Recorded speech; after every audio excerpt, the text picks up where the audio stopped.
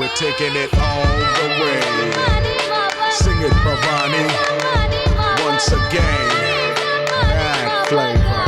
கலை மனிதனாக பிறந்த ஒவ்வொருவனும் அள்ளி அள்ளி பழுத வேண்டிய அமிர்தமடாது. Go ahead, Greg. டான் தொலைக்காட்சி நேயர்கள் அனைவருக்குமே வணக்கங்கள் மற்றும் ஒரு பீட் பாக்ஸ் நிகழ்ச்சியின் வாயிலாக உங்கள் அனைவரையுமே சந்திக்கிறதுல மகிழ்ச்சி. இந்த நிகழ்ச்சி உங்களுக்கு தெரியும், வாரம் ஈழத்து கலைஞர்களையும் அவர்கள் தம் வெளிவந்த படைப்புகளையும் உங்கள் மத்தியில் சேர்க்கக்கூடிய ஒரு நிகழ்ச்சியாகத்தான் இந்த பீட் பாக்ஸ் நிகழ்ச்சி இருந்து வருகிறது. அந்த வகையில் இன்றும் கூட விரைவிலே திரைகளில் வெளிவர இருக்கக்கூடிய விலங்கு தரிக்கும் திரைப்பட குழுவினருடன் தான் இணைந்திருக்கிறோம். அந்த வகையிலே அந்த திரைப்படத்திலே டிஓபியாக பணியாற்றிய தருண் பாஸ்கர் மற்றும் அந்த திரைப்படத்தினுடைய ஹீரோயின் கயல் இணைந்திருக்கிறார்கள். அவர்களை நிகழ்ச்சிக்குள் வரவேற்கலாம். வணக்கம். ஓகே, தருண் பாஸ்கருக்கு அறிமுகம் தேவையில்லை அப்படின்னு சொல்லி நினைக்கிறேன். காரணம், இந்த நிகழ்ச்சியில் தாங்கள் முதலிலே பார்ட்டிசிபேட் பண்ணியிருந்தீங்க. பட் கயல்வெளிக்கு இது முதல் நேர்காணல். அப்படி இருக்கும் பட்சத்தில் உங்களை பலருக்கும் தெரிந்திருக்கும், சிலருக்கு தெரியாமல் இருந்திருக்கும். அந்த தெரியாத சிலருக்காக கயல்வெளி அப்படின்னா யார் அப்படின்னு சொல்லிடுங்க.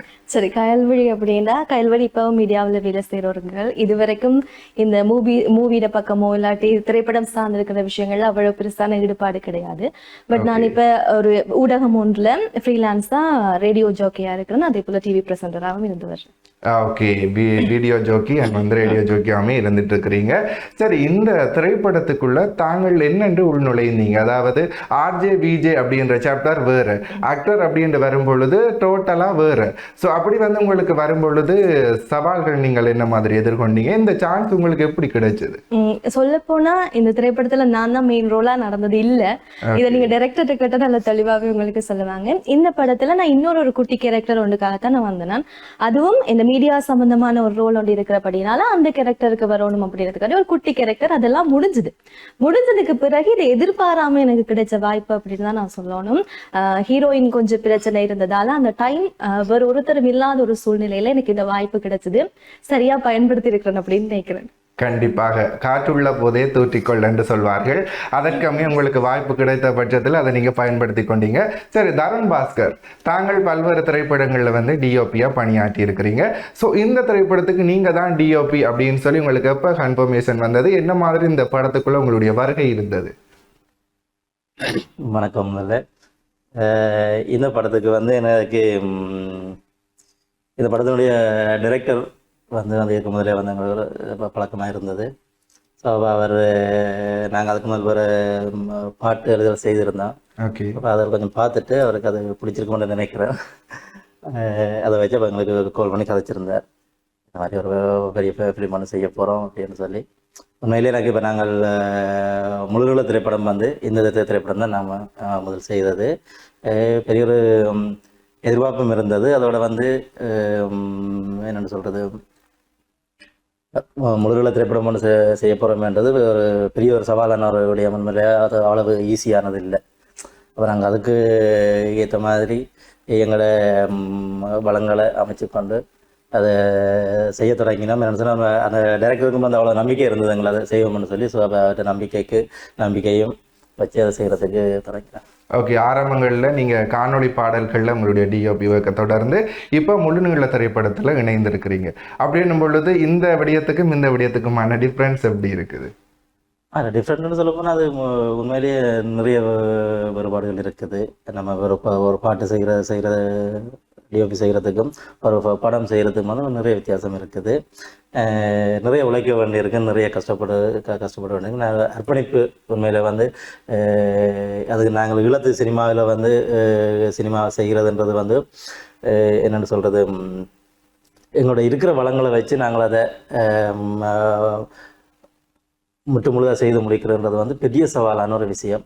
அது இந்த காலத்தில் எல்லாருக்கும் அது நம்ம அனுபவித்து கொண்டிருக்கிற விடயங்கள்.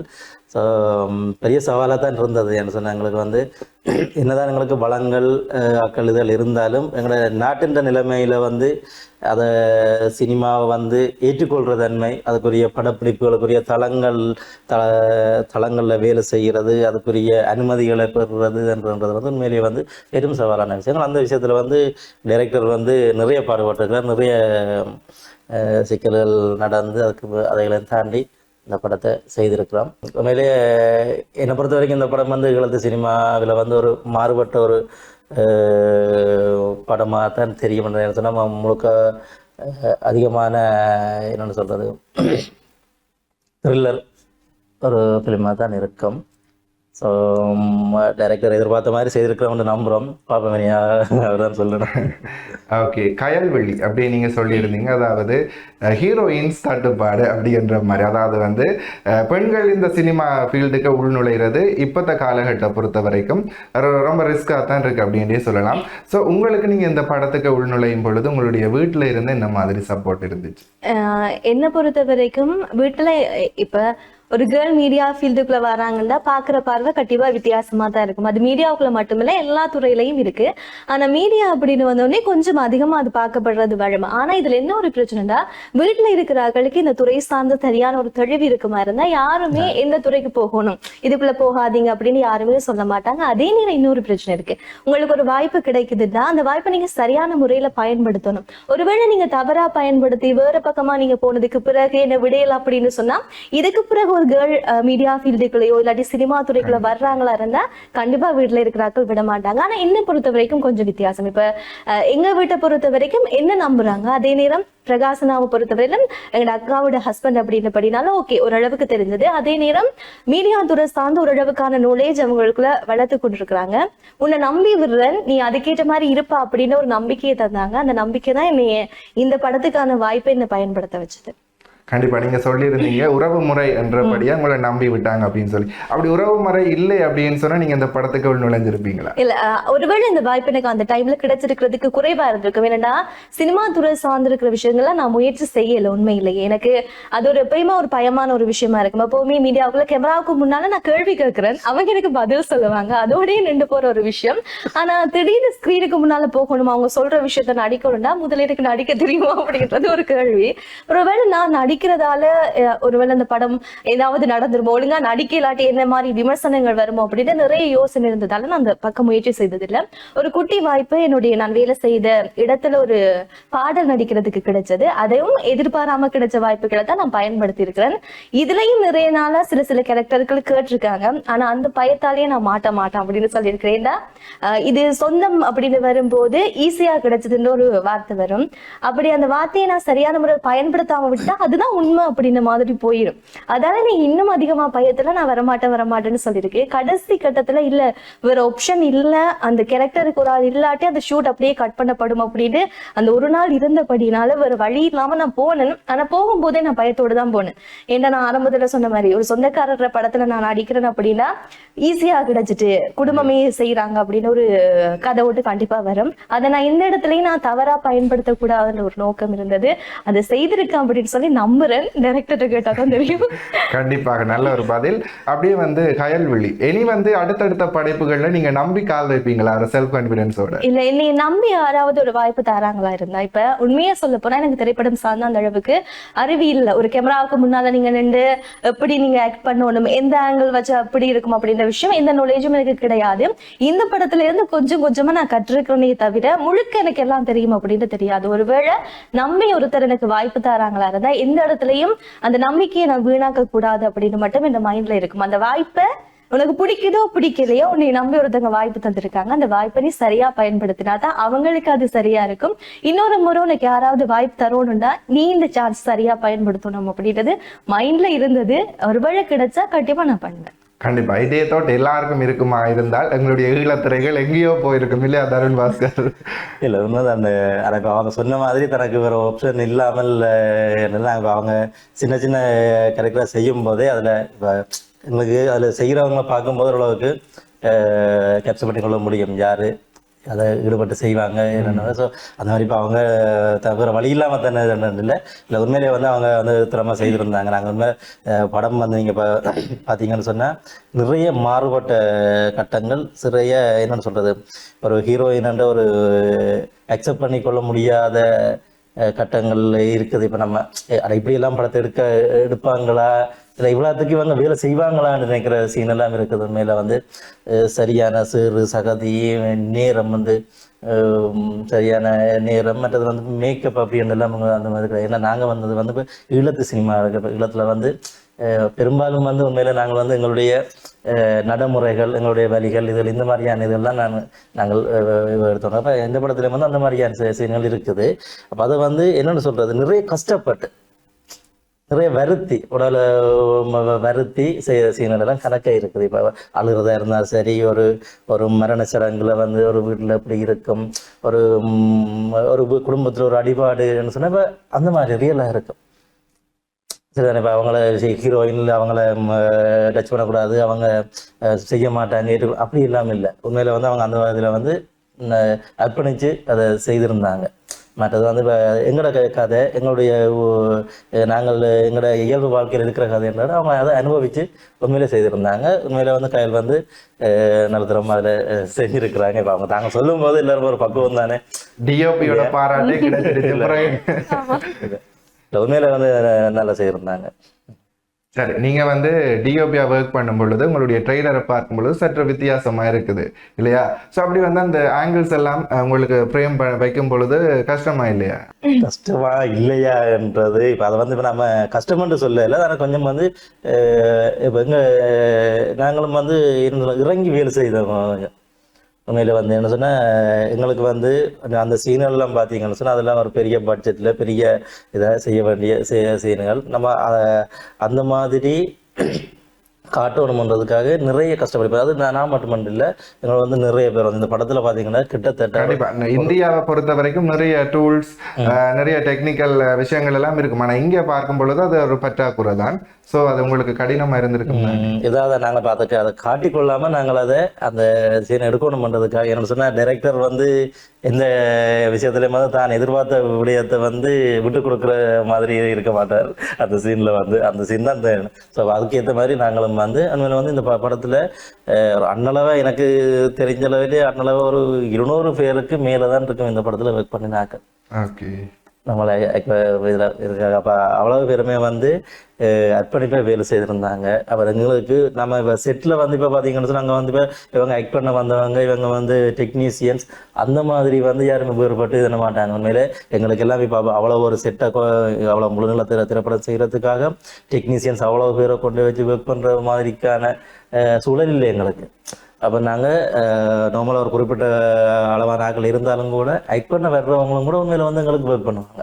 அப்படி செய்திருந்தாங்க. உண்மையில் அந்த வகையில் தான் நாங்கள் அந்த செட்டில் இருந்து யோசித்தேன். என்ன சொன்னால், யாருமே வந்து நான் நடிக்க வந்தேன்னா நான் நடித்த மட்டும்தான் செய்வேன், நான் வந்து இது செய்ய வந்தேன் அப்படின்ட்டு இல்லை. எல்லாருமே கொண்டு ஏன்னா எங்களுக்கு உண்மையிலே டெக்னீஷியன்ஸ் வந்து அந்த சீனியர் எடுக்கிறது நிறைய பேர் தேவைப்படும். லைட்ஸுக்கு ஏன்னா நாங்கள் வந்து கூட வந்து இதில் வந்து இரவு காட்சிகள் வந்து கனவு காட்சிகள் இருக்குது. அப்போ வந்து அதை வந்து லைட் செய்கிறதுக்கும் அதை அரேஞ்ச்மெண்ட் செய்கிறதுக்கெல்லாம் கனவேர் தேவைப்படும். அப்போ எல்லாருமே வந்து அர்ப்பணிப்பாக நின்று வேலை செய்திருந்தாங்க. அப்போ கஷ்டம்னு சொல்ல முடியாது, உண்மையில கரைஞ்சவங்களை இறங்கி வேலை செஞ்சுருக்கிறோம். அதில் சரி, கண்டிப்பாக பல சுவாரஸ்யமான விடயங்களை இந்த இடத்துல நீங்களுமே பகிர்ந்து கொண்டு இருக்கிறீங்க. தொடர்ச்சியாக இணைந்திருக்கலாம். நிகழ்ச்சியிலே சிறியதொரு விளம்பர இடைவேளை. மீண்டும் நிகழ்ச்சியில் இணைந்து கொண்டிருக்கிறோம். இது பீட் பாக்ஸ் நிகழ்ச்சியிலே எங்களுடைய அதாவது விலங்கு தரிக்கும் திரைப்பட குழுவினருடன் கேள்விகளை தொடரலாம். ஸோ கயல்விழி ஓகே, அப்படியே வந்து இதில் நிறைய விடயங்கள், அதாவது அர்ப்பணிப்போடு எல்லாருமே ஒர்க் பண்ணியிருக்காங்க அப்படின்னு சொல்லி தருண் பாஸ்கர் சொல்லியிருந்தாரு. ஸோ இதில் வந்து ஸ்டண்ட் அந்த மாதிரியான விடயங்கள் எல்லாம் கண்டிப்பாக இருந்திருக்கும். ஏனென்றால் ட்ரெய்லரை வந்து ஒரு த்ரில்லர் நிறைந்தது தான் இருக்குது. ஸோ அப்படி இருக்கும் பொழுது உங்களுக்கு எப்படி இருந்தது அந்த சவால்கள் எல்லாம்? கண்டிப்பா எல்லாருக்கும் இருந்தது, எல்லாருக்கும் இருந்த மாதிரி தான் எனக்கு இருந்தது. நீங்கள் பெண்ணா இருக்கும் பட்சத்தில் அது இன்னும் அதிகமா இருக்கும். ஆமா இருந்தது. ஏன்னா நிறைய சீன்கள் எனக்கு அப்படி வந்ததால, நிறைய சீன் அப்படின்றத விட முதல் சீனே எனக்கு இப்படி நீங்க சொன்ன மாதிரி ஃபைட் சீக்வென்ஸ் இருக்கிற மாதிரி தான் வந்தது. ஆரம்பத்திலே அது இருந்ததாலே ஒண்ணுமோ. அதை விட முக்கியமான ஒரு விஷயம், எங்களோட நடிக்கிற மற்றவங்க ஒரு விஷயத்த எங்களுக்கு சொல்லி தருவாங்க. நான் இப்படித்தான் உன்னை அடிக்க போறேன்டா, நீ இந்த மாதிரி இப்படி இருந்தா உனக்கு அடிப்படாது அப்படின்னு மற்ற கலைஞர்கள் உதவி செய்ததால ஈஸியா என்னால அந்த ஸ்டாண்ட் அந்த விஷயங்கள் அடி விழுற சீனோ அந்த விடயங்களை பார்க்க முடிஞ்சது. அதுல இவங்க ஆரம்பத்துல சொன்னது பார்த்துட்டு ஒரு சீன் எடுக்கிறாங்க அப்படின்னு சொன்னா இரவு பகலா அது நடந்து கொண்டே இருக்கும், இந்த ஷூட் நடந்து கொண்டே இருக்கும். ஒருத்தருக்கு நித்திரை இருக்காது, சாப்பாடு இருக்காது, ஒன்றும் இருக்காது. ஆனா அந்த ஸ்கிரீன்ல கேமராவுக்கு ஆக்ஷன் சொன்ன உடனே எங்கதான் இருந்த எனர்ஜி வரும் மற்றாக்களுக்கு அப்படின்னு தெரியாது அந்த விஷயங்கள்லாம் செய்வாங்க. அதே மாதிரி என்னதான் நாங்க தடுத்தாலும் அடி விழாத அளவுக்கு நாங்க எடுத்தா கூட சில இடங்கள்ல சரியான அடிகள் விழத்தான் செய்யும். அப்படியும் நிறைய பேருக்கு இந்த படத்துல தலையில எல்லாம் அடி வாங்கின சம்பவங்கள் எல்லாம் பல நடந்திருக்குது. கூடுதலா இவங்களுக்கு தான் அந்த விஷயம் தெரிஞ்சிருக்கும். ஓகே, தருண் பாஸ்கர் அப்படின்னு சொல்லும் பொழுது எவ்வளவுத்துக்கு ஒரு என்ன சொல்றது, ஒரு ஸ்ட்ரிக்டான ஆளும் அதே நேரம் ஃபன்னான ஆளும் கூட. ஸோ போன திரைப்படத்தில் இடையில தூங்கிட்டார் அப்படின்னு சொல்லி ஒரு விஷயம் கேள்விப்பட்டோம். இந்த திரைப்படத்தில் அவ்வாறு எது சம்பவம் நடந்துச்சா?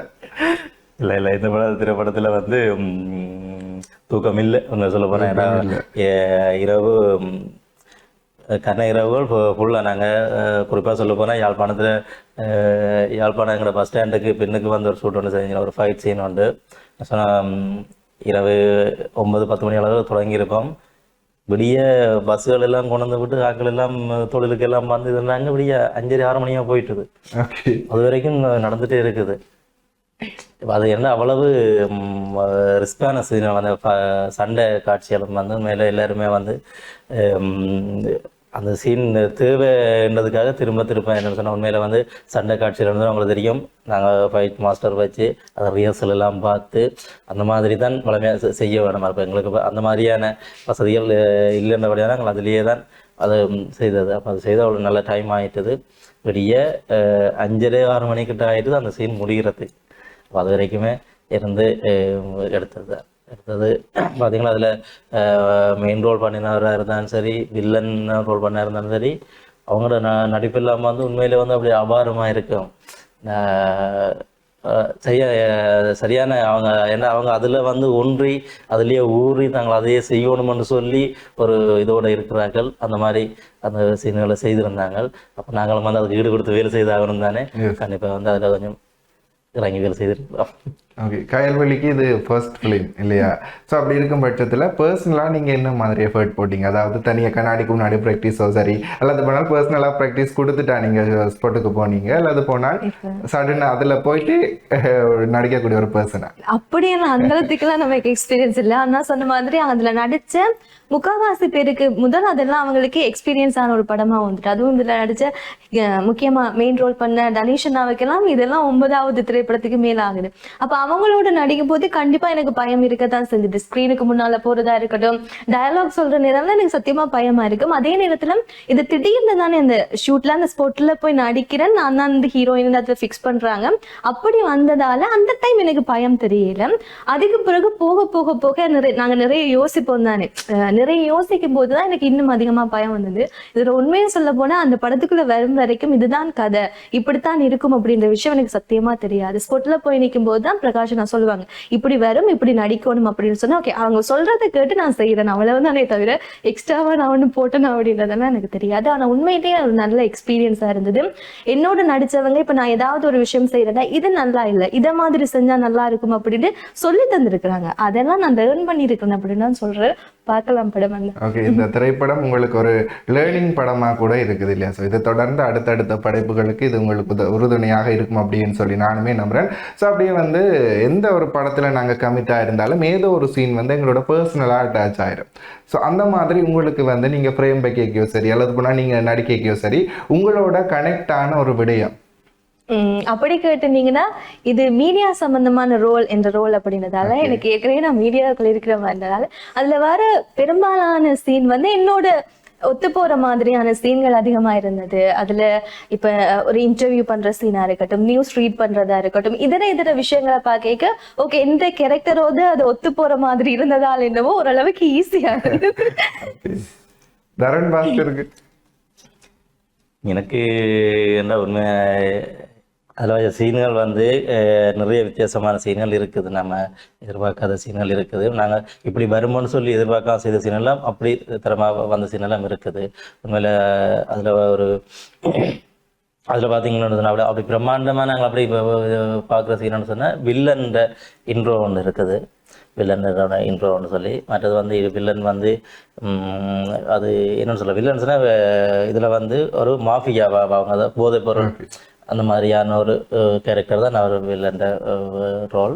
அப்போ அவர் வந்து என்னென்னு சொல்ல பாருங்க, அந்த வில்லனை பார்த்தா உண்மையில வந்து அந்த வில்லனை அந்த படத்தில் நடிக்க வந்த பொண்ணுங்க சில பேர் அவரை நேரம் பார்த்துட்டு அழுத சீனும் இருக்கு. இல்லை உண்மையில் அது ஏன்டா இப்போ அவர் வந்து ஆனால் அவர் கதைச்சாருன்னா சிரிப்பு வரும். அப்படி ஒரு பவ்யமான மனுஷன், அதனால அந்த மாதிரி அந்த சீனில் நடிக்க விட்டோன்னா அப்படி ஒரு அபாரமான ஒரு பிரகாஷ், அவர் வெறும் பிரகாஷ் தான் அந்த ரோல் பண்ணாங்க. அவரை பார்த்துட்டு அந்த சில நடிக்க வந்த பொண்ணுங்க பயந்து அழுதுட்டாங்க, ஏன்னா அவர் அப்படி இருக்கிறாருன்னு சொல்லி. பிறகு நான் அப்புறம் அவரை கூப்பிட்டு இல்லை இந்த மனுஷன் கதைச்சா இப்படிதான் இருப்பாரு கதைங்க இதெல்லாம் சொல்லி அப்படி இருந்தா. அப்ப அவங்க நடிப்பை அந்த மாதிரி காட்டும்போது எங்களுக்கு அதுல ஒரு பிரமிப்பா இருந்தது. அப்படியான ஆட்கள சீனியர் எடுக்கும்போது உண்மையிலே எங்களுக்கு சரியான சவாலா இருந்தது. அதை நாங்கள் சரியான முறையில் சொல்லி அவங்க தங்களுடைய திறமையை அப்படி காட்டணும்னு எதிர்பார்க்க நம்மளும் அதை சரியான முறையில வெளிக்கொணரணும்னு சொல்லி அப்ப அதுக்கு பண்ணுங்க. அப்ப இந்த அவற்ற சீனியர் உண்மையில எனக்கு பிடிச்சிருக்கு. அவரை மட்டும் இல்லாம அதே மாதிரி வைக்கப்பட்ட ஒவ்வொரு வில்லன்களும் ஒவ்வொரு தரம் ஒவ்வொரு ரகமா தான் இருப்பாங்க.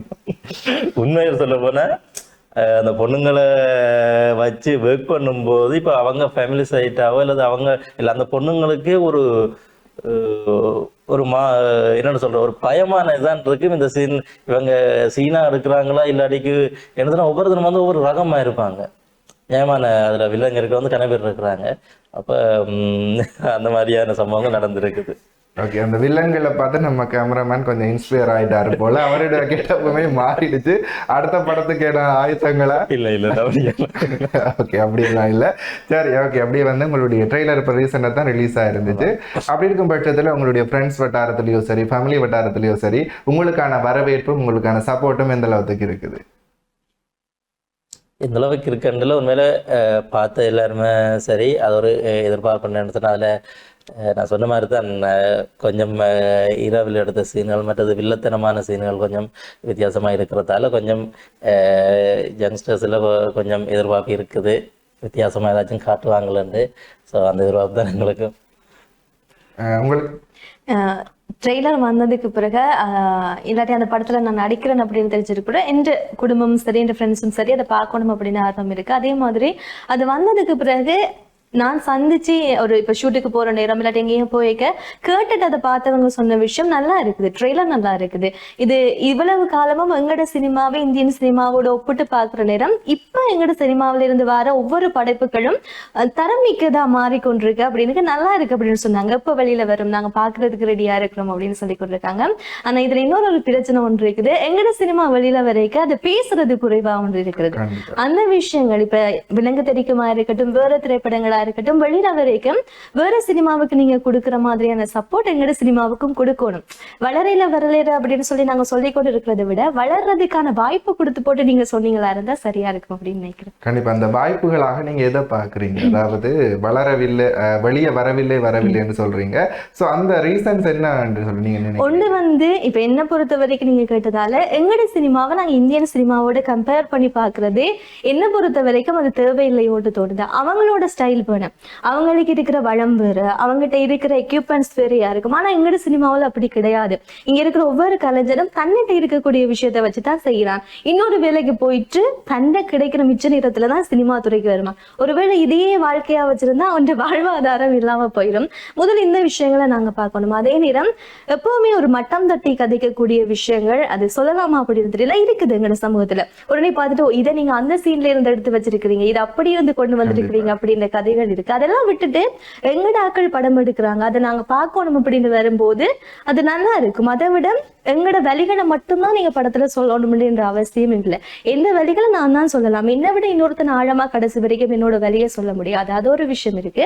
அதே மாதிரி ஒரு திரைப்படம் எடுத்ததுக்கு பிறகு நீ இப்படித்தான் எடுக்கணும், இதை தாண்டி நீ போக கூடாது, இதே மாதிரி எடுத்தாதான் நான் பார்ப்பேன் அப்படின்ற சொல்றதெல்லாம் குறைச்சாலே ஓரளவுக்கு எங்களை தூரம் நல்லா முன்னுக்கு வந்துருக்கு. முதல் இருந்ததோட ஒப்பிடுக்க இப்ப எவ்வளவோ வளர்ந்துருக்கு.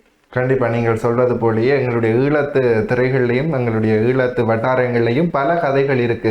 தென்னிந்தியாவிலையும் கூட ஒரு பிரபல கலைஞர் சொல்லி இருந்தார் இந்த கருத்தை கூட. ஸோ உங்களால் பார்க்கக்கூடிய மாதிரி இருந்துச்சு. கண்டிப்பாக இனி டிரெக்டர்ஸ் எல்லாமே இதை யூஸ் பண்ணி கொள்ள வேணும் அப்படின்னு சொல்லி இந்த நிகழ்ச்சி சார்பாக நானுமே கேட்டுக்கொள்கிறேன்.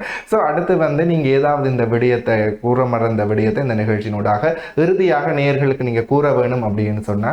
பகிர்ந்து கொள்ளலாம். சரி, இப்ப என்ன பொறுத்த வரைக்கும் சொன்னா, நான் ஆரம்பத்துல சொன்ன மாதிரி இந்த திரைப்படத்துல நிறைய பேர் கடினமா உழைச்சிருக்காங்க. அவங்க சொன்ன மாதிரி 200க்கும் அதிகமான நபர்கள் இதுல வேலை செய்திருக்காங்கன்னா, ஒவ்வொரு கலைஞரும் அவங்களோட தனிப்பட்ட வாழ்க்கையில இருக்கிற எல்லா பிரச்சனைகளையும் ஒரு பக்கமா வச்சுட்டு இரவு பகல் பாராம இந்த துறையில வந்து, அதுவும் இந்த திரைப்படத்துக்காக பணியாற்றி இருக்கிறாங்க. பணியாற்றிருக்கிற ஒவ்வொருத்தரும் அவங்களால எவ்வளவு முடியுமோ ஒரு இடத்துலயும் குறை சொல்ல மாட்டாங்க. சாப்பாடு ஒழுங்கா இருக்காது, தண்ணி இருக்காது, போற இடத்துல எப்படி எந்த நேரத்துல இருந்து நாங்க இந்த இடத்தை விட்டு வாழ்வோம் அப்படின்ற விஷயம் எதுவுமே தெரியாம மிக கஷ்டப்பட்டு உழைச்சிருக்காங்க. நீங்க ஆரம்பத்துல கேட்ட கேள்வி போல நிறைய கேர்ள்ஸ் இந்த படத்துல நடிச்சிருக்கிறாங்க. ஓரளவுக்கு நடிச்சாலும் அவங்க நம்பி ஒரு துறைக்குள்ள வந்திருக்காங்க. அவங்களால முடிஞ்ச அளவுக்கு என்ன செய்யலுமோ அந்த விடயங்களை பெஸ்டா கொடுத்திருக்கிறாங்க அப்படின்னு சொல்லி நம்புறோம். அதே நேரத்துல நாங்க எங்களுடைய கலைஞர்களும் சரி, எங்களுடைய திரைப்படமும் திரையரங்குகளுக்கு வரைக்கும் முழுமையான சப்போர்ட்டை நீங்க எங்களுக்கு தரணும் அப்படின்ற விஷயத்தை, அது ஆடுற படமா இருந்தாலும் பரவாயில்ல, எல்லோரும் ஆதரவு தரணும். நிறைய கலைஞர்கள் முயற்சி செய்து ஒரு புதிய படைப்பை கொடுக்கிற நேரம் உங்களோட ஆதரவு தருவீங்க அப்படின்னு சொல்லி நாங்களும் நம்புறோம். அவ்வளவுதான். உண்மையில நீங்கள் கேட்டிருந்த மாதிரி என்ன வாய்ப்புகள் இப்போ உங்களுக்கு உங்கள் படங்களை இதை வெளியே கொண்டதுக்கு என்ன வாய்ப்புகள்? உண்மையில இப்போ இந்த மாதிரியான நிகழ்வுகள் நடக்கிறது வந்து பெரிய விஷயம். வந்து எங்களோட நாங்கள் செய்த படைப்புகளை பற்றி கதைக்கிறதுக்கு, வெளியே காட்டுறதுக்கு நீங்கள் இதுக்கு ஒரு வழி ஒன்று இதுங்க. இதே மாதிரி இப்போ நாங்கள் வந்து படம் வந்து என்ன சொல்லுங்க, இப்போ ஒரு படைப்பு நடக்குன்னு சொன்னால் அதை வெளிக்கொண்டது இப்போ சரி, அது அவங்களோட படைப்பு, அதை நாங்கள் சொல்லக்கூடாது, இது இவங்களோட படைப்பு, அந்த மாதிரி இல்லாமல் எங்களுடைய அது நம்ம வெளியில் கொண்டு வரணும்னு சொல்லி இப்போ நீங்கள் ஊடகத்தில் கூப்பிட்டு கதைக்கிறது வந்து பெரிய விஷயம்தான். அதே மாதிரி எங்களுடைய தியேட்டர் சம்மந்தப்பட்ட விஷயங்கள், எங்களுடைய படைப்புகளுக்கு எப்போ தியேட்டரால் முன்னுரிமை வழங்கப்படுதோ அப்போ தான் வந்து எங்களுக்கு வந்து சரியான ஒரு அங்கீகாரம் கிடைக்கும் என்று எதிர்பார்க்குறோம். ஸோ அதுவும் வந்து மிக விரைவில் வர வேணும். வந்து இந்திய சினிமாவுக்கு கொடுக்குற முன்னுரிமை வந்து ஈழத்து சினிமாவுக்கும் கொடுக்க வேண்டிய ஒரு காலம் எப்போ வருது அப்போ தான் எங்களுக்கும் சரியான ஒரு அங்கீகாரத்துக்குரிய வாய்ப்புன்னு நினைக்கிறோம். அதே மாதிரி அந்த அளவுக்கு நம்மளும் வேலையை செய்ய வேணுமன்றது, வேலை செய்து சரியான படைப்புகளை விட வேணும். ஸோ அப்படியான ஒரு படைப்பு தான் இந்த படைப்புன்னு நான் நினச்சிக்கொண்டு, உண்மையில ஒர்க் பண்ண எல்லாருமே வந்து மிக கஷ்டப்பட்டு ஒர்க் பண்ணியிருக்கிறாங்க. சரியான ஒரு கதையை வந்து எங்களுடைய ஈழத்தினுடைய வழி நிறைந்ததும் இயல்பு வாழ்க்கை சம்மந்தப்பட்ட ஒரு கதை. ஸோ அதை நாங்கள் வெளிக்கொண்டு வந்து அந்த படைப்புகளை எல்லாருமே பார்த்து அதுக்குரிய அங்கீகாரத்தை வழங்கினால் சந்தோஷம்.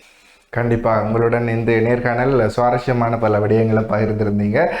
நல்ல சுவாரஸ்யமாக போயிருக்கும் அப்படின்னு சொல்லி நானும் நம்புகிறேன். நீங்கள் சொன்னது போலக்கே இங்கே இருக்கக்கூடிய ஒவ்வொரு கலைஞர்களும் எதிர்பார்க்கிறது தங்களுக்கான அங்கீகாரம். இந்த படத்தின் ஊடாக இந்த படத்தில் ஒர்க் பண்ண அனைத்து கலைஞர்களுக்குமான அங்கீகாரம் கிடைக்க வேணும் அப்படின்னு சொல்லி நிகழ்ச்சி சார்பாக வாழ்த்துக்களையும் கூறிவிட்டு மற்றொரு நிகழ்ச்சியின் வாயிலாக உங்கள் அனைவரையும் சந்திக்கும் வரை உங்களிடமிருந்து விடைபெற்று செல்லும் நான் உங்கள் ராஜ். நன்றி நேயர்களே.